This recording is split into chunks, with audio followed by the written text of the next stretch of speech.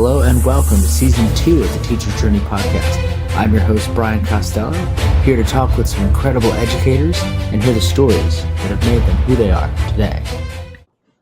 Welcome back to the Teacher's Journey podcast. I'm your host, Brian Costello, and I am excited this evening to bring back to the podcast a really good friend of mine, someone who I haven't seen in a few years, but had the chance to spend a couple of great days with up in Toronto, not too far from his stomping grounds. Excited to bring back Andrew Dobbie onto the program. Actually, I keep saying bring back, but bring Andrew Dobbie onto the podcast and talk about all the amazing things he's doing. He's a grade 6 teacher, regional science and technology at Centennial Senior Public School. It's just a bit north, correct? I could be wrong. Toronto? I think I got that right. Or are you south? You got it. Yeah, we're a little bit north of Toronto, right? Yep. For those of you who are trying to place that on the map. So thank you so much for joining me. Thank you very much for the invite, Brian. Absolutely. I know you've got an incredibly busy schedule going on with all the cool things you're up to nowadays, so which we'll definitely get to pretty shortly. But one of the places I like to start with everybody, because it just kind of brings the conversation around and creates some interesting stories, is when did you realize that you wanted to go into education? Elementary school. Wow. What kind of hit you with that? Honestly, at the time, I was probably in grade 3, grade 4. All of my buddies were struggling with school. And quite often, while we were doing homework together, either at my house or their houses, they would ask for help. And I would just start helping, trying to teach them how I was working through solutions to problems and trying not to give them the answer, even at that age. That's pretty rare, I think, for kids at that age, not to know that you were kind of into teaching and it kind of caught you as a thing you really like. But I'd say pretty rare that you were trying to help them find the answer without necessarily giving it to them. So that's pretty awesome. Well, it's that was the teaching that I used to get from my parents, so I mirrored it, I think. Yeah, I think that's huge. That's parents setting a great example, I guess, for you really young. It's not something you come across that often, is the kids who are really trying to teach their friends. So you knew pretty early on, and you went to university, you got your teaching degree, and then you got out, got your first job. Tell us a little bit about your beginning teaching experiences. The very first year, well, before I got my first contract, I did a lot of supply teaching. And during that time, I was teaching subjects from any grade, kindergarten all the way up to grade 8, some grade 10 tutoring. But it was really, really tough as a new teacher. It was hard because I never knew when I was going to work, and I was afraid to refuse work. Mm-hmm. But I appreciated any jobs I could get. So for those of us who aren't in Canada but aren't familiar with the Canadian term, supply teaching is basically a substitute position where they call you and you can go pretty much anywhere in the district, right? It's more or less how it goes, right? Pretty much. Oh, yeah. Yeah, so you get a phone call at 6 a.m. and you say, you got to be here. Today you're teaching, 10th grade chemistry, and, tomorrow you're teaching kindergarten. Yeah, and if you don't accept the call sometimes, back in the day, if I said no, I might not get a call again. So it was a matter of respect. You get it, you go. Yeah, absolutely. I think that's the same for a lot of jobs, whether it's teaching or otherwise. You answer the phone. I know I started the same way as a building substitute. So I was in every day, but I didn't know what job I was going to be doing. So yeah, that you end up with a lot of different experiences, though. So as difficult as it was to kind of get that consistency and really build your skill set as a new teacher, I think you also probably saw a lot of different things during that time period that I imagine were helpful for you going forward. Yeah, looking back on that time, I think the best part about supply teaching or substitute teaching was learning how to communicate with children or kids of different ages and think quickly on my feet. So developing relationships very quickly with students so that they know they can trust you and they can honor what you have to say, and that you show that same respect in return. I think that's what I picked up most at that time. Yeah, and that's a huge part of any teaching, right? That crucial relationship building, and it's so hard to do as a supply teacher where you're in and out of the classroom. Like you're there one day, you're not there the next. Maybe you're there for a couple of days max, and the kids don't have a chance to get to invest in you. So it's difficult to build that relationship. So that trust is fantastic. So then the following year, after 1 year of that, you managed to start a teaching position? Was that the 1 year in now, or were you doing something else first? Well, when I was supply teaching, I was still in teachers college. Okay. And then before I had graduated teachers college, I was lucky enough to have had a job. I was hired even before I finished graduation. So then I went work north in Dufferin Peel Catholic District School Board. Worked there for 1 year, and I taught middle school grade 7 and 8, a variety of different subjects, mainly focusing on math and science. And then switched to another board a little bit closer to home where my wife and I wanted to live and work, in the Peel District School Board the next year. And I've been with this board for the past 16 years. That's fantastic. It's good to hear that obviously they're doing something right, and you're doing something right if that that relationship lasted 16 years.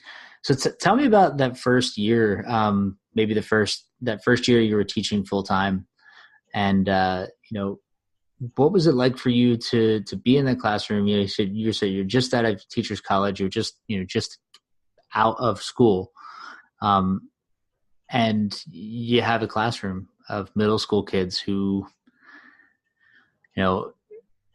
they're, it's all on you at that point, right? So talk about what it was like maybe to be at a school or be in a new position as that new teacher, what you can remember of it, and also maybe a little bit about what it was like to work in a school district where you have to do so many different things.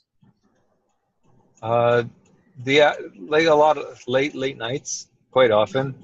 Again, still thinking on my feet because it was hard to find time to plan detailed, high quality units. Being my first year, it takes a few years to build really good quality unit plans for students in any grade. And I wanted to keep the kids thinking on their toes. I wanted to keep them engaged in the work we were doing. Having a science background, I ran a lot of labs and experimentation in class. So the preparation for that was huge. Quite often I would hang out with the custodial staff, and we would have dinner at night because at that time I was just living on my own. So I really didn't have much to go home to aside from my work. And my soon-to-be wife was completing her master's in another city. So we spoke on the phone, but regardless, at that point in time, my focus was my job. Didn't have kids, and I needed to make sure that the quality education my students and their parents were expecting actually made it to the table, if you want to think of it that way. I needed to make sure they were getting it. And first year, it was nothing compared to what I do now. Absolutely nothing. It was awesome, but it wasn't nearly as good. I think that's a challenge that all of us face, is that expectation of it can't be bad. Your first year teaching is bad comparatively, like when you think about how you grow as a teacher, but that you can't be poor, and you can't be a poor educator. You can't be a poor teacher. You can't bring poor content to the table, quality to the table for these kids, because they have an expectation, they have a need, and their parents have expectations, and it's difficult to meet that sometimes. So I want to, jump into and start talking about some things that you have been doing for the past 4 years or so, maybe 3.5 years, maybe longer. But where you started working with your students and kind of empowering them to, make improvements in your school and in your district. So talk about when you started working with students in technology and kind of giving them the opportunity to make a real difference. A couple years back, I was just about to start running. Well, I was running a program called Science and Technology Application Center. So I taught grade 6s and 7s. They would come through my class, and I had bandsaws and orbital sanders, and I ran a whole engineering and design activity program through my science work with them. But in that same realm, Wi-Fi had started to come on the scene in schools. There were lots of debates as to whether or not Wi-Fi would be appropriate. And then more and more of my students had mobile devices. So I thought, all right, maybe we can start tapping these resources so that we weren't so dependent on 10-year-old textbooks, because that's all we really had. So at that point in time, I managed to get my hands on a wireless access point that wasn't mounted to the ceiling, because we didn't have Wi-Fi in my classroom, and I wanted to help the kids have access to do some research online. So I built it was like a coat stand frame, and mounted the access point onto the coat stand that had wheels on the base. So I could wheel it around through the school and move that Wi-Fi access point wherever I needed it. And then I invited all the kids to bring in their own computers and any of the other mobile devices they had, so that we would have more access to more resources in class so they could do their research. From that point on, realized that the need was just absolutely immense. It wasn't just our school, it was board-wide. And then I had moved to another school. I had been offered another position, the current one I'm in now. And I'm teaching regional technology students who are supposed to be, and they are, the best students north of, in the major region where we live, academically very bright. But our program is predominantly based on science and technology. And to be absolutely honest, the funding just didn't meet our needs. We couldn't afford enough computers or access to technology for our students. So I had to look elsewhere. That not just because I was teaching the regional science program, but I was also teaching some mainstream classes. And I wanted to try and maintain continuity in my program and offer mainstream students an equivalent program to what the regional kids were getting. So I went online and tried to find free computers. I Googled, where do I get free computers in our area? And I found Computers for Schools, which I had heard of. I didn't know they still existed, but they had rebranded, and they call themselves Renewed Computer Technology Ontario. And they have districts or groups in every province across Canada and in the territories too. And I believe they also have similar companies found throughout the States too. And they offer a free brand of computers, and contacted them. I said, hey, can I get maybe 10 computers? And they said, sure. I said, well, and they said it pretty quick. So I said, what about 20? And they said, yeah, you can have 20. But again, I was really curious. So I said, all right. How about some more? Yeah. And I said, wait, can I have 50? And then she stopped and she looked at me and she said, how many do you really need? And I said, 150. And she said, okay, you got it. So I spent all summer, 8 trips back and forth to the warehouse in my car, shipping computers. That's incredible. Our school, like with the support of my students, we went through some teaching programs about, like we took the computers in, and I started running tests and checked, and even on our board network, they were just too slow. They wouldn't run quick. So I thought, all right, we need another fix. We've got to take these devices, and instead of recycling them, let's make them quick. And contacted some other teachers in our board who had the same problem, and we looked into Linux. And we found a whole new world of operating systems that are free, and they run crazy fast. So, yeah, I'm gonna stop for a second, because you've got a lot that just went on there. So one, you were able to just get a mountain of free computers, which I think most people don't realize is possible, just by asking. You asked for the computers and they gave them to you. You Google searched where I get computers, you found computers, and you got them, which I think is so amazing, but also for people who are listening or thinking we don't have the technology, we don't have this, we don't have the materials, we don't have the quality.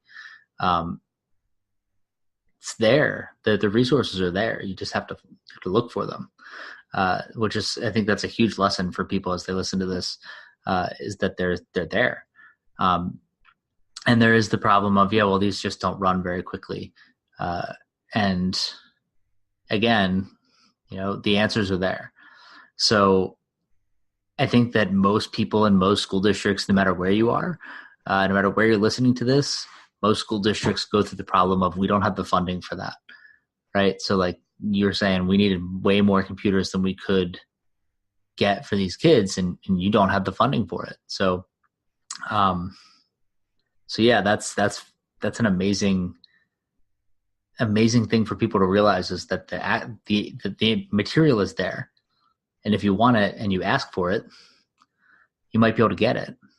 Yeah, it's a big problem though, because honestly, the mentality I find with teachers, and this is why I started doing what I was doing, was that as a group, we complain. Yeah, I think that's fair. Yeah, so not enough tech, right? Not enough. Everybody starts saying, "Oh, I wish I had more computers," and I just thought, I've had enough of this. I got to find some. So now we have all the computers. What do you want? What's your excuse now? Let's get this going. Exactly. Well, the computers are too slow. All right. Well, here's another solution. Yeah, and I think as I hear you talk about kind of the things that you experienced early on and the stuff that comes back, you're a guy, and this is just my experience in the couple of days we hung out together in Toronto, is that you're very much a solution based. You look at a problem, you figure out how you're going to solve it. And we were, surrounded by people who had that mentality, which is amazing. And so, yeah, there's a problem and here's my solution. All right. It's another problem. Let's solve that one. And now, now you've got these operating systems that are available. You've got these computers that you basically got for nothing, other than, gas money to drive them back and forth from the warehouse. So how do you make all that work? I mean, I know we were just talking before we started recording. You're not sitting there by yourself re-imaging, putting Linux operating systems on, 150 computers at a time. So what did you do to solve that problem? Well, it was pretty complicated at first, because I had a whole bunch of computers, and I thought, I got to do all this by myself. And as you said, it looked like an impossible task. I thought I had bitten off more than I could chew.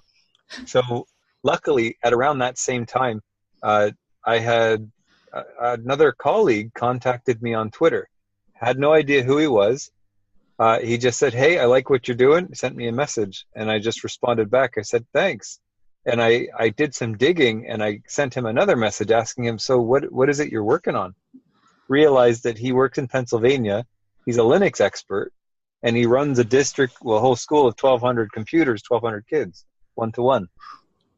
So he said, "I think I can help you speed up what you're doing," because I was at the time just installing Linux using a USB, just to change out the operating system. And so this is where the story layers a bit, because I needed a way to try and get the computers fixed. But until I had met my colleague from Pennsylvania, his name is Aaron Prisk, until I had learned information from him, I had been discussing with my students and blended this into our curriculum work, because I needed more time, which is always a teaching problem. I needed more time to try and fix these computers, but I also needed time to do our curricular work. So I meshed them together. I transformed the procedural work that we were doing for re-imaging or repurposing a computer from Windows into Linux, turned that into a procedural writing task.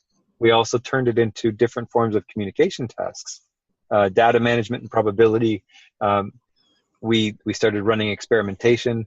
So by integrating it into my schoolwork with the students through creative planning, I freed up more time with the kids so that they could study and learn how the computers worked, and help me, because I really needed it and they knew it, help me fix the computers. And then once we fixed them, I would move the towers into the rooms throughout the school where the teachers and students were who had requested some, and then the kids would help troubleshoot and hook up the hardware. It was just perfect, because then other students saw these kids putting the computers in their room, so they were a little bit more respectful, thinking, wait a minute, that's my friend. I play with them at recess, and they're giving me computers. It was really empowering for the kids. Yeah, I mean, I can't imagine, your kids, kids in grade 6 that are, these kids are 11, 12 years old, and they're they're basically creating a computer for their class, bringing computers into their class that they helped get going and make work properly. And I think that, as we go again, well, more problem solving that's coming into play. I can see this as kind of a common theme, but you are taking this problem of, I need kids to help me with this. And then you say, well, this isn't part of our curriculum. How am I supposed to do this and teach what we're supposed to teach? And you said, well, with a little bit of creativity in your lesson planning, your lessons, your units covered your material, your things you needed to do in terms of your requirements for your teaching, but still managed to involve this. And the kids talk about a meaningful learning experience. The kids get so much out of what you're doing. And the investment in the learning itself, because they're going to be able to use these computers in other classes and throughout the building, for both them and their friends. Like the value in it is there. I mean, it's hard. A lot of times we try to find ways to build value for the kids. That there's the value right there. Hey, if you want to be able to use technology in the rest of your classes, on a regular basis, you're going to learn how to get these computers running. And now they have not only a whole bunch of skills going forward, but they're right there, in the classroom. When something goes wrong, those kids know how to fix it. You don't need the IT department fixing everything that comes up. It's got to be really, really spectacular for those kids. Yes. And they took it a step further too, because I kept providing opportunities for them, where I found out that our Ministry of Education in Ontario, they were offering grant money for different learning proposals. So I pitched it to my students, and I said, hey, listen, how would you feel about writing and doing some research for the Ministry of Education? So they were really excited. They went gung-ho all over it, and I helped write the proposal for them. We managed to get funding, and then we used that money to, I forget how much they gave us. My original proposal was for $40,000. Because I wanted to take the kids north to a remote community so that we could install computers and teach kids how to use them north. They contacted me and they said, you know what, that's a little bit too expensive. Is there anything else that you could do instead? And I said, well, let me look at what my suggestion was. I said, all right, how about $890? And they jumped at that. They thought it was a great deal. You're not kidding. From 40,000 to just shy of $900. It's the biggest expense. It was the bus ride to get up there, up and back, and food expense. So eliminating that. I mean, when you want to save money, you can find ways to do it. So I found a local school that we could work with instead. It was in walking distance, so I could drive the computers over, and the kids would walk with me, and we could do the setup and teaching about how to use G Suite products and how to service their own computers. And we're talking kindergartners to grade 3s. So a very young batch of kids. And my grade 6s were coaching them, teaching them, gathering qualitative and quantitative data related to the research that they were doing about whether or not the children were benefiting from access to the technology, and whether or not they were able to show that they were learning how to use different online tools to complete research and documentation. So it became pretty intense, pretty cool. And every student had a different entry point where they were comfortable, which made it even better, because it wasn't just everybody had to do the exact same thing. Well, they could work to their strengths, or they could challenge themselves and do something that they'd never done before. So some that were really quiet wanted to be right in front and center doing all the public speaking, and others that maybe were a little bit weaker in math, they chose to do all of the data work related to gathering information and then comparing and analyzing variables and information that had been gathered to prove or disprove hypotheses that they came up with. So the layering of the learning was spectacular, and they took that $890, and I believe the total saved was upwards of maybe 10 or 15,000. And that's a drop in the bucket. Like, it's so easy to save money by installing donated or reused computers. Like, honestly, right now, you can save 95% of new computer purchases just by installing repurposed or donated computers and putting Linux on them. So just to think about that, for those of you who are administrators out there, you're talking about saving, 95% on technology costs. When you say we don't have money for new computers, you probably have old computers in a closet somewhere. Yeah. And realistically, and while there's sometimes some more advanced things, some handful of, they can't necessarily run some of the most advanced things. They run most things really well. And so there's not a whole lot with that Linux operating system you can't run. And so it just becomes a matter of, maybe you need to buy a handful of these types of devices that you can run, higher, more advanced pieces on. But a lot of the stuff that you have sitting around in the closet, or stuff that's on the docket to be recycled or thrown away, or whatever you do with them, when they're done with them. In our district, there's a whole like checklist of things that have to be done with technology that's getting released, I guess is whatever the word they use for, or repurposed, so that when they plan on getting rid of things. And that list, like, a lot of times the paperwork itself just doesn't get done, so the stuff just sits there. It sits there in closets. You find an old laptop cart with 15 laptops in it. Oh my gosh! Just sitting there like wow, yeah, exactly. Like, they're just, and granted, some of the keys don't work and the batteries don't last very long, so they're really just smaller desktops. But the reality is you're finding all kinds of stuff that is just right there. Like, especially in larger districts, the stuff's just there if you look for it. So I do want to. I'm curious when I ask. So what did your students find? If that data is available to be released, that information. So when they were working with these kindergarten through grade 3 kids, what did they find in terms of, was there value? Like, how do they do with the maintenance and development, like, and operating of the computers, and then on top of that, the technology integration piece?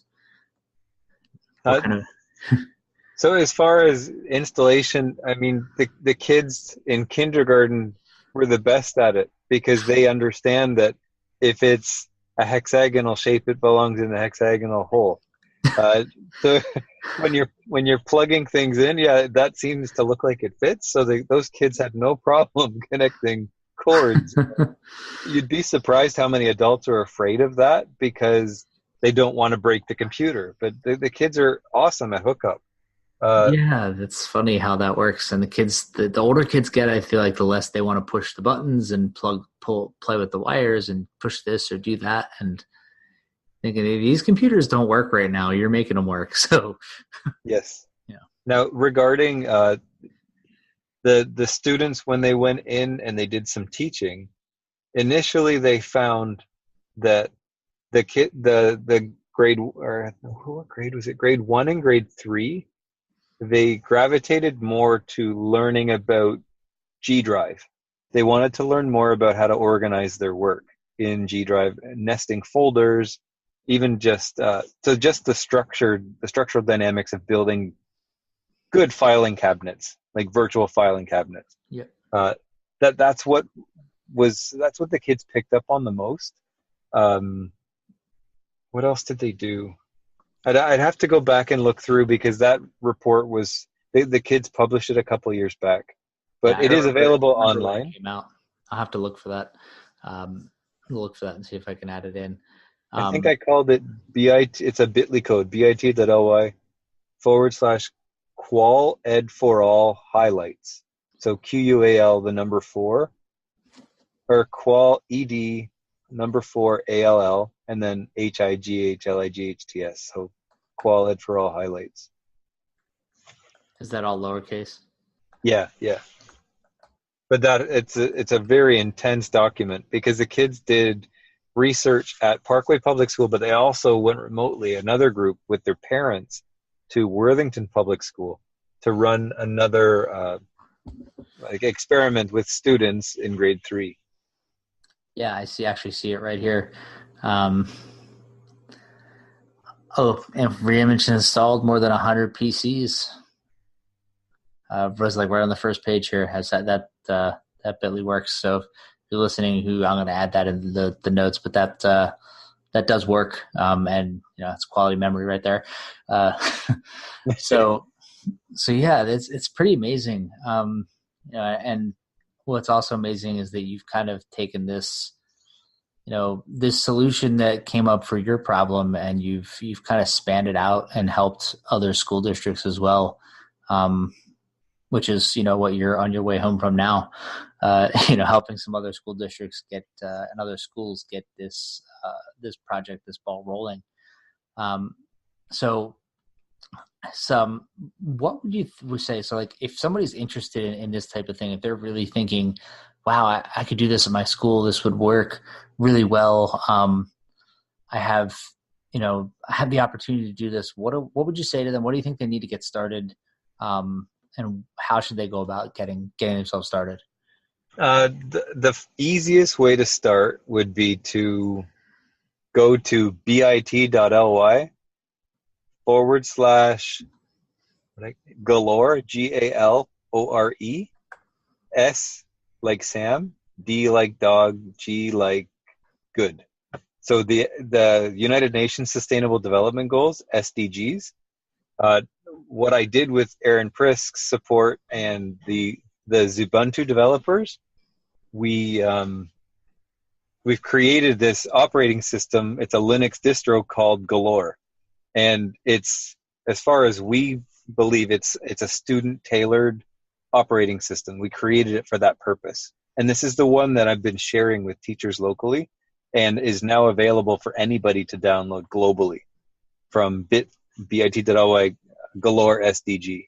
Now that operating system can be downloaded and installed on a bootable USB, and then you just plug it into any computer you want, 10 years old or newer. It's got to be a 64-bit system, and then you run off the USB, and it will run that Linux operating system perfectly via the USB. It's not an installable one. It's just one to test. So if I was someone new that wanted to try it, I would try that first. Once that works, the next stage would be, okay, how do I install it permanently? And then a user could use bit.ly/galore install. That version of the ISO that we built is an installable version using Bodybuilder. I needed to find another. There's a whole bunch of information there. Most people wouldn't understand. According to my wife, so I probably shouldn't get into it too much.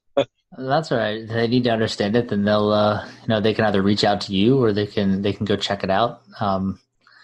That's the beauty of this is, you're there to be found and contacted. If people are interested in it, I know that you are, you're more than happy to, give some insight, some resources, and I'm sure your students would be as well. Oh, absolutely. And Aaron Prisk too. He's the one that taught me this new technique that works beyond USBs. And when I met you working with Google, everything was focused on that little USB device and plugging it into the computer and changing it. Well, Aaron, I remember. Yeah. I remember going through airport security with a small box that had 16 or 20 USBs in it that I was bringing up for you, and they're like, what are these? They're USBs. Every single one of those USBs is still in use too. That's phenomenal. Yeah, but So what Aaron Prisk did, now he's on Twitter too, at Aaron, AARON PRISK, all one word, capital A, capital P. He showed me that, and we did this virtually through Google Hangouts. He showed me that I could make a packaged version of any distribution of Linux, and I could put it into a kind of like an imaginary computer. And then when it was inside that imaginary computer, I could plug in Ethernet cables and connect them to any computer I wanted to fix. And then through this magic, I could put that new operating system onto those computers that were plugged in with the blue cables. And all of this sounded fantastic. I had no idea how to do it. A year later, I now have something called the server of servers that I can use to deploy clones of my fog server, which deploys the image to up to, it depends on my gigabit switch. If I've got a 15-port gigabit switch, I can deploy the image on 15 computers at the same time. Wow. And the deploy time can be anywhere from 7 minutes to the fastest, which is about 45 seconds.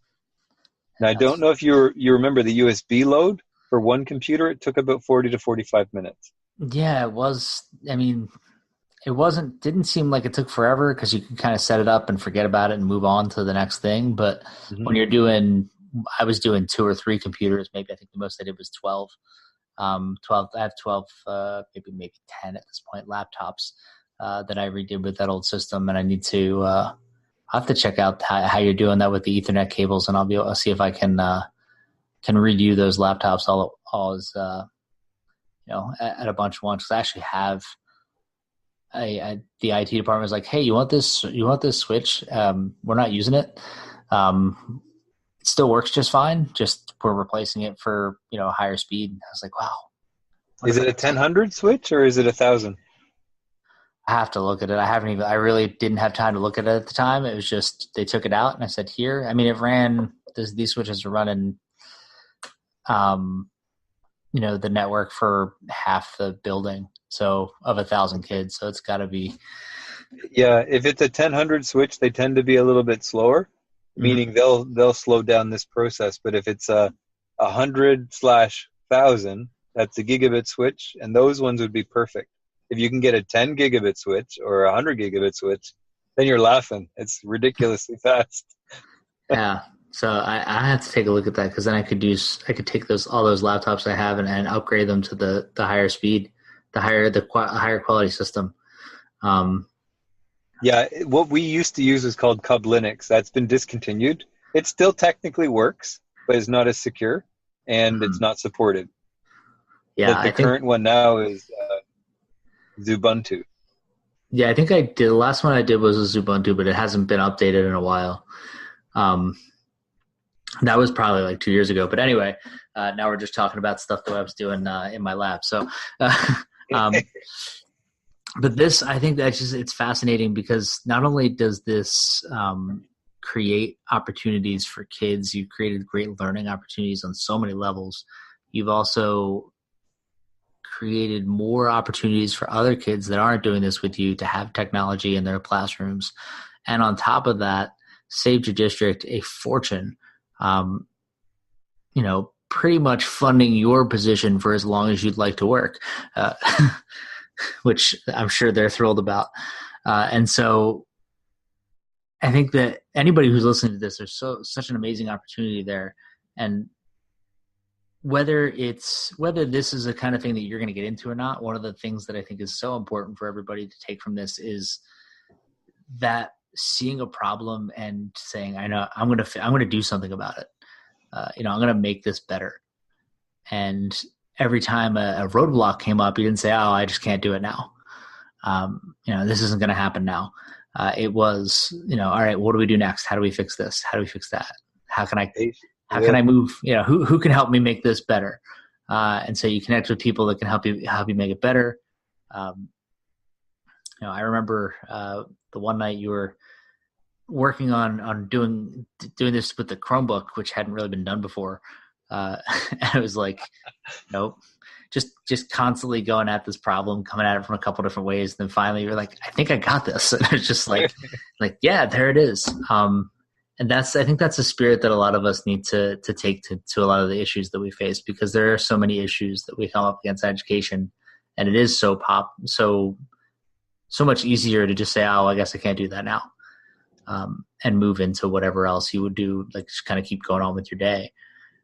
So thank you, I guess, for not only for this incredible opportunity to repurpose and provide technology for so many people, but also just for that spirit, that excitement, that problem-solving nature that is going to get us, is going to help educators in general be better. And so I want to kind of have you leave us with one kind of piece of wisdom from, your experiences, for those teachers who are, at that, are in that moment where, hey, these are my roadblocks. This is going on. I can't do this, or I'm not allowed to do that. Or just teachers who are frustrated by that mentality. What would you say to kind of help them jump into things and get past some of that? What would be your advice to those teachers? I think it's really important that everybody remember that they're in it not for themselves, but they're in it to support student learning. So if that's always at the focus, then they're always a part of something bigger than themselves. And if they take that ideal and make it even a little bit bigger, then they'll be looking at ways of improving our environment by diverting e-waste and ways of saving tax dollars, which could then be used to improve the quality of education for all their kids. So the best thing they can do is be patient and persevere through all those problems that they're dealing with, and find a way through to help children learn, no matter what. Absolutely golden. As with everything else we've been talking about, just on so many levels there. I love the message of the larger impact, and I especially love the message of reducing e-waste and creating quality education and persevering. Patience. I think those are all really important virtues. So thank you, Andrew, so much for sharing some time with me tonight. I know it's late for you and you've been working all day.